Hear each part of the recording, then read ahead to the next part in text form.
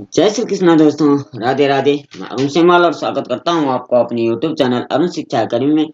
दोस्तों, आज रोज रात 8 बजे हमारा हिंदी का सेशन चलता है, जिसमें आज हम हिंदी सीटीईटी पेडागोजी से संबंधित भाषा शिक्षण के सिद्धांत कौन कौन से होते हैं, उनसे संबंधित महत्वपूर्ण प्रश्नोत्तर लेके आया है। 2023 जुलाई में सीटीईटी का पेपर होने वाला है। इसके लिए आपको हिंदी पेडागोजी यानी 30 नंबर की हिंदी आपको करनी होगी, और वो किस तरीके से प्रश्न उसमें पूछे जाते हैं, इसको हम आज विश्लेषण करने वाले हैं। चलिए वीडियो स्टार्ट करते हैं। उससे पहले अगर चैनल पर नए हैं तो प्लीज चैनल सब्सक्राइब जरूर करें और कमेंट में जय श्री कृष्ण लिखते हुए आगे बढ़ते हैं। आज का पहला प्रश्न होगा, किस विधा किस विद्या के शिक्षण के समय आप मौन पठन को महत्व देंगे?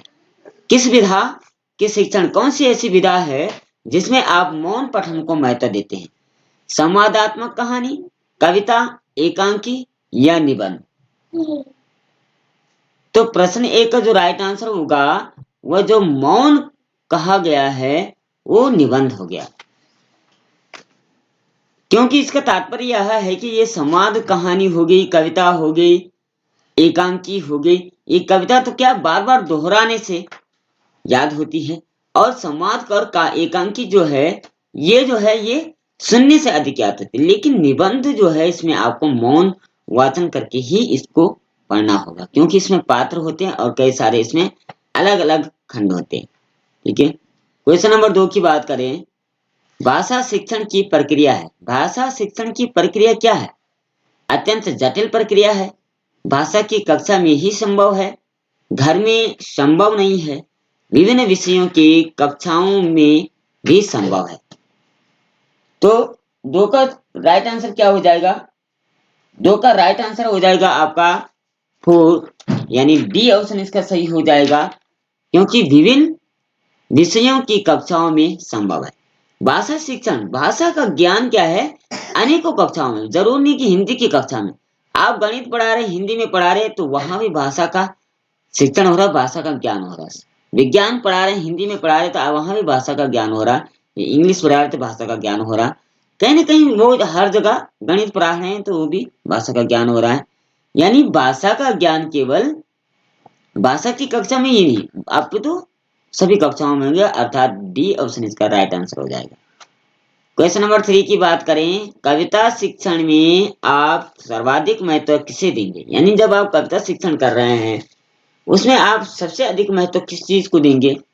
कविता में अलंकारों की पहचान, कविता का भाव विश्लेषण, कविता के तत्वों के आधार पर उनकी समीक्षा, कविता का भावपूर्ण पठन और रसानुभूति। तो 3 का जो राइट आंसर होगा वो होगा आपका डी ऑप्शन, यानी कविता का भावपूर्ण पठन और रसानुभूति। यानी कविता अगर आप करा रहे हैं तो उसमें रस यानी आनंद भी आने चाहिए, वो छंद लय ताल में उसको गाना चाहिए, और भाव भी उसका समझ में आना चाहिए कि कविता क्या कह रही। यानी वो नीरस नहीं होनी चाहिए, सरस होनी चाहिए, और उसका भाव भी मालूम होना चाहिए कि क्या, कौन सा कविता का भाव क्या है। ठीक है, क्वेश्चन नंबर 4 की बात करें। विद्यालय आने से पूर्व बच्चे, यानी जब विद्यालय आते हैं बच्चे, उससे पूर्व बच्चे क्या होते हैं?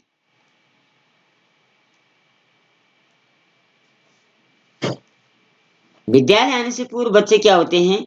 भाषा के व्याकरण की सचेत समझ रखते हैं, भाषा का बिल्कुल भी ज्ञान नहीं रखते हैं, अपनी भाषा में समझने समझाने की कुशलता से लैस रहते हैं, सभी भाषाओं में पूर्ण दक्षता रखते हैं।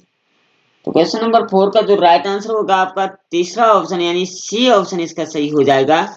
अपनी भाषा में समझने समझाने की कुशल से लैस रहते हैं। यानी विद्यालय आने से पहले बच्चे जो है अपनी मातृभाषा में बात करते हैं, मातृभाषा को ही सीखते और समझते हैं, समाज में भी उसी का वाचन करते हैं, अर्थात वो अपनी भाषा से यानी मातृभाषा समझने समझाने की कुशलता से लैस रहते हैं, उसके अंदर पूर्ण ज्ञान होता है। ठीक है, क्वेश्चन नंबर 5 की अगर बात करें। सस्वर पठन का मुख्य उद्देश्य है, यानी सस्वर का मतलब एक साथ पढ़ने से उसका मुख्य उद्देश्य क्या हो जाता है? बच्चों की पढ़ने संबंधी झिझक समाप्त होती है, बोलबाल बोल बोल कर पढ़ाना, द्रुत गति से पठन कराना, मौन पठन कराना। तो 5 का जो राइट आंसर हो जाएगा आपका ए ऑप्शन सही हो जाएगा, यानी बच्चों की पढ़ने संबंधी झिझक को दूर करना। कई बच्चे ऐसे हो जाते हैं जो कक्षा में वो पढ़ते नहीं, उनकी आवाज नहीं निकल पाती, लेकिन जब हम सस्वर गायन करते हैं, पूरी क्लास को एक साथ उसका गायन कराते हैं, तो कहीं ना कहीं वो बीच बीच में गुनगुनाने लगते हैं, उनको भी आदत पड़ जाती है। इसीलिए सस्वर पाठन किया जाता है, और ये कविता ही में संभव होता है, ठीक है, गद्यांश में नहीं होगा। क्वेश्चन नंबर 6 की बात करें, शिक्षक की स्वयं की भाषा प्रयोग की कुशलता, यानी शिक्षक की जो स्वयं की भाषा है उसकी प्रयोग की कुशलता क्या है? बच्चों के भाषा प्रयोग पर कोई प्रभाव नहीं डालती है, बच्चों को अलंकारिक भाषा का प्रयोग के लिए प्रेरित करती है, बच्चों को भाषा का अनुकरण के लिए बाध्य करती है, बच्चों के भाषा प्रयोग के लिए आदर्श रूप प्रस्तुत करती है। क्वेश्चन नंबर 6 का जो राइट आंसर होगा आपका 4 ऑप्शन, यानी डी ऑप्शन इसका सही हो जाएगा, यानी बच्चों के भाषा प्रयोग के लिए आदर्श रूप प्रस्तुत करती है। यानी शिक्षक अगर सही भाषा का प्रयोग कर रहा है, संस्कार तथा सभ्यता से भाषाओं का प्रयोग कर रहा है, तो कहीं ना कहीं बच्चों में भी उसके लिए एक आदर्श वो बन जाते हैं, उसी तरीके से वो भाषा का प्रयोग करते हैं। क्वेश्चन नंबर 7 है, भाषा सीखने सिखाने की प्रक्रिया में अर्थ गढ़ने का आधार मुख्यतः है। अर्थ गढ़ने का आधार क्या होगा? शिक्षक द्वारा अर्थ बताना, शब्दकोश देखना, पाठ्य पुस्तक, समाज सांस्कृतिक प्रवेश। क्वेश्चन नंबर 7 का जो राइट आंसर होगा उसका 4 ऑप्शन हो जाएगा, यानी डी ऑप्शन इसका सही हो जाएगा, समाज सांस्कृतिक प्रवेश। भाषा सीखने सिखाने की प्रक्रिया में अर्थ गढ़ने का आधार मुख्य है कि समाज तथा सांस्कृतिक प्रवेश, उसमें हमें अपने शब्दों को कैसे बोलना है, दूसरों के सामने भाषा का प्रयोग कैसे करना है, ये सब हम सीखते हैं। क्वेश्चन नंबर 8 है, मंजू 8वीं कक्षा को हिंदी पढ़ाती है, इस स्तर पर उसे किसके लिए प्रयास करना चाहिए? अर्थात उसको किसके लिए प्रयास करना चाहिए? अलंकार समझाना, छंद समझाना, स्वरपठन समझाना, साहित्यिक विधाओं का परिचय। तो क्वेश्चन नंबर 8 का जो राइट आंसर हो जाएगा आपका 4 ऑप्शन आ जाएगा, यानी साहित्यिक विधाओं का परिचय। जो 8वीं कक्षा में हिंदी पढ़ा रहे इस स्तर पर उसके लिए किसका प्रयास करना है, यानी साहित्यिक विधा, कौन कौन सी विधा होती है उन विधाओं का उसको परिचय कराना।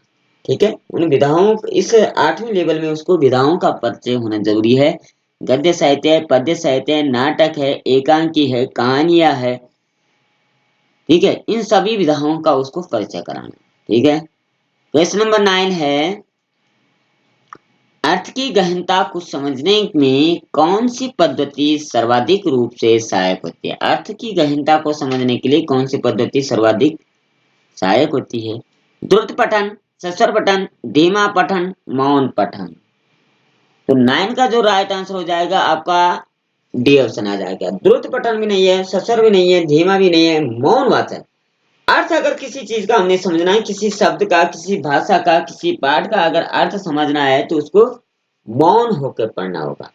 ठीक है, मौन होकर चीजें ज्यादा याद रहती है और उसके अंदर हमारा ध्यान एकाग्रित हो पाता है। क्वेश्चन नंबर 10 है, निम्नलिखित में से कौन सा भाषा शिक्षण का उद्देश्य है? भाषा शिक्षण का उद्देश्य इसमें से कौन सा हो जाएगा? भाषा सीखते समय त्रुटियां बिल्कुल ना हो, भाषा की बारीकी और सौंदर्य बोध को सही रूप से समझने की क्षमता को अग्रसर करना, भाषा के व्याकरण सीखने पर बल देना, निजी अनुभवों के आधार पर भाषा का सृजनशील प्रयोग करना। क्वेश्चन नंबर 10 का जो राइट आंसर होगा आपका बी ऑप्शन इसका सही हो जाएगा, क्योंकि यहाँ कहा गया है भाषा की बारीकी और सौंदर्य बोध को सही समझने की क्षमता का हतोत्साहित करना। यानी उसको अंदर उत्साह भरना कि भाषा की बारीकी एक एक चीज को, मात्राओं से संबंधित हो या बोलने से संबंधित हो, अवरोधों से, चिन्ह विराम चिन्हों से संबंधित हो, सौंदर्य बोध यानी उस भाषा को किस तरीके से उसका सौंदर्यीकरण किया जा सकता है, उन सभी पक्षों से उसको मजबूत कराना। ठीक है। क्वेश्चन नंबर 11 है, प्रश्न पूछना, प्रतिक्रिया व्यक्त करना, परिचर्चा में भाग लेना, वर्णन करना, ये क्या कहलाता है? चारों चीज, प्रश्न पूछना, प्रतिक्रिया व्यक्त करना, परिचर्चा में भाग लेना, वर्णन करना, ये चारों चीज क्या कहलाती है? भाषा आकलन के तरीके मात्र है, भाषा सीखने सिखाने का आकलन के तरीके हैं, केवल शिक्षण पद्धति है, केवल साहित्यिक गतिविधियां। तो 11 का जो राइट आंसर हो जाएगा आपका बी ऑप्शन इसका सही हो जाएगा। यानी यह क्या है? भाषा सीखने सिखाने तथा आकलन के तरीके। क्या? भाषा सीखने और सिखाने तथा आकलन के तरीके, प्रश्न को पूछना, प्रतिक्रिया यानी अपने विचार व्यक्त करना, परिचर्चा करना है किसी विशेष पर दो चार छात्रों से उसकी चर्चा करना, वर्णन करना, विस्तृत रूप से उसको बखान करना। ठीक है। क्वेश्चन नंबर 12 है, 12 है, भाषा सीखने सिखाने का उद्देश्य। भाषा सीखने सिखाने का उद्देश्य क्या होगा? अपनी बात की पुष्टि के लिए तर्क देना, विभिन्न स्थितियों में भाषा का प्रभावी प्रयोग करना, अपनी बात कहना सीखना, दूसरों की बात समझना सीखना। तो भाषा सीखने सिखाने का उद्देश्य क्या हो जाएगा आपका? 12वें का जो राइट आंसर होगा बी ऑप्शन आ जाएगी। यानी विभिन्न स्थितियों भाषा का प्रभावी प्रयोग करना, यानी विभिन्न स्थितियों में भाषा का सही प्रयोग करना। ठीक है, ये भाषा सिखाने का मुख्य उद्देश्य है। क्वेश्चन नंबर 13 यानी 13 की बात करें, कविता शिक्षण में कौन सा तत्व उसे गद्य से अलग करता है? यानी कविता शिक्षण का कौन सा गद्य है, कौन सी ऐसी नींव है जो उसे गद्य से अलग करता है? भाषा सौष्ठव की महत्ता, शब्द भंडार में वृद्धि, भाषा प्रयोग की छटाई, गेयता। तो क्वेश्चन नंबर 13 का जो राइट आंसर हो जाएगा आपकी ये गेयता आएगा। ठीक है, ये गेय का मतलब हो गया छंद लय ताल। ये गद्यांश में देखने को नहीं मिलती है, केवल पद्यांश में गेय पदों में इसको गाया जाता है, छंद में गाया जाता है, अलंकार इसमें होता है, रस इसमें होते हैं।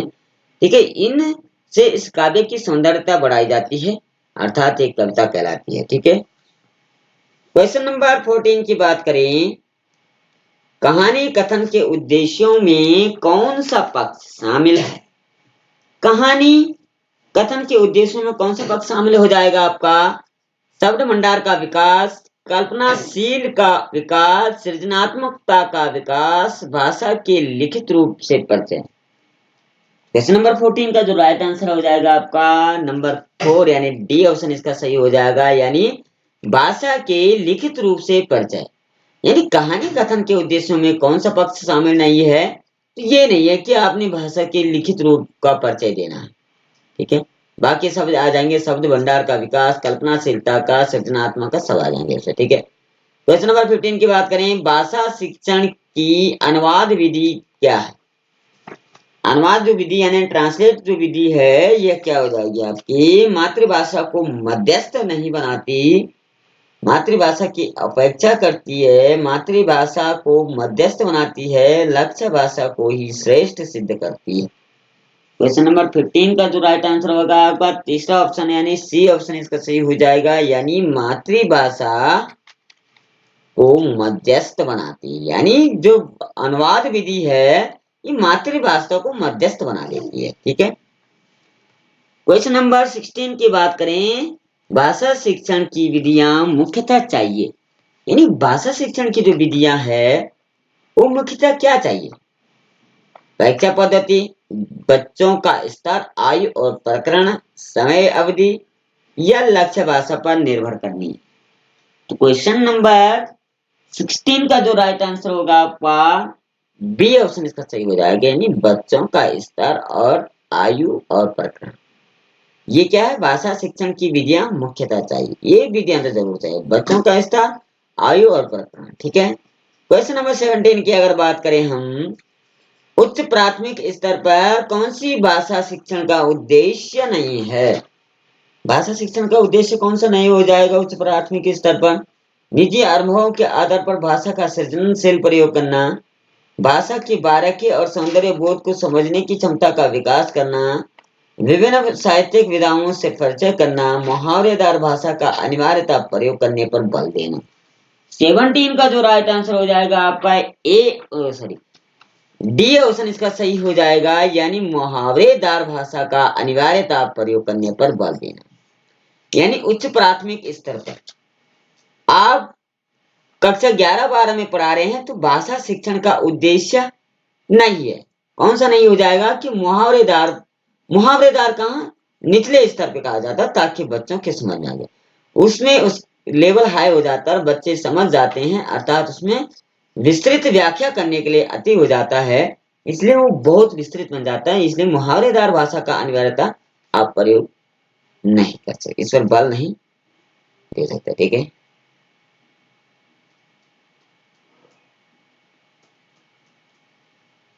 क्वेश्चन नंबर 18 की बात करें, भाषा शिक्षण का निर्माणकारी उपागम इस बात पर बल देता है कि बच्चों को भाषाई नियम कंठस्थ बना करवाए जाए। बच्चों को भाषागत शुद्धता पर विशेष बल देना चाहिए। व्याकरण के नियम जानना ही शुद्ध भाषा का प्रयोग एकमात्र आधार है। समाज में व्याप्त भाषाई व्यवहार का अवलोकन करते हुए बच्चों को स्वयं नियम बना लेते हैं।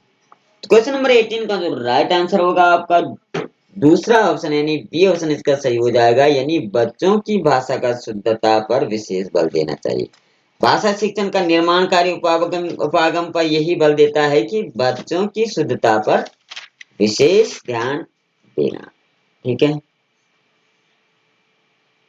क्वेश्चन नंबर 19 की बात करें, भाषा शिक्षण के संदर्भ में कौन सा कथन सही नहीं है? कौन सा कथन सही नहीं हो जाएगा? भाषा शिक्षण में समृद्ध भाषिक परिवेश उपलब्ध कराना जरूरी है। भाषा की नियमबद्ध व्यवस्था को केवल व्याकरण के माध्यम से ही जाना जा सकता है। भाषागत शुद्धता के प्रति अत्यधिक कठोर रवैया नहीं अपनाना चाहिए। समृद्ध भाषिक परिवेश में बच्चे स्वयं नियमों का निर्माण करते हैं। तो क्वेश्चन नंबर 19 का जो राइट आंसर हो जाएगा आपका वह हो जाएगा सी ऑप्शन, भाषागत शुद्धता के प्रति अत्यधिक कठोर रवैया नहीं अपनाना चाहिए। ठीक है, क्वेश्चन नंबर लास्ट इसका आज हो जाएगा 20।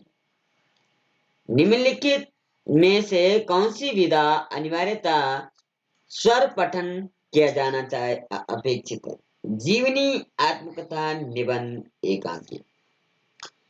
तो क्वेश्चन नंबर 20 का जो राइट आंसर हो जाएगा आपका हो जाएगा एकांकी। यानी निम्नलिखित में से कौन सी विधा अनिवार्यता स्वर पठन किया जाना चाहिए, इसको स्वर के साथ इसका पठन किया जाना चाहिए एकांकी का। ठीक है, क्योंकि सुनने वाले के समझ में तभी आ जाता है। अर्थात ये 20 प्रश्न हमने आज पेडागोजी के भाषा के सिद्धांतों पर आधारित हमने ये प्रश्न उत्तर आपके लाए। ये बहुत ही इंपॉर्टेंट माने जाते हैं और इनको याद कीजिए, रट लीजिए। पीडीएफ चाहे कमेंट में नंबर जरूर दीजिए और चैनल सब्सक्राइब जरूर करिए कि रोज रात 8 बजे हमारा सीटी का सेशन चलता है। इसको सब्सक्राइब करते हुए कल फिर मिलते हैं, तब तक के लिए जय श्री कृष्णा, राधे राधे।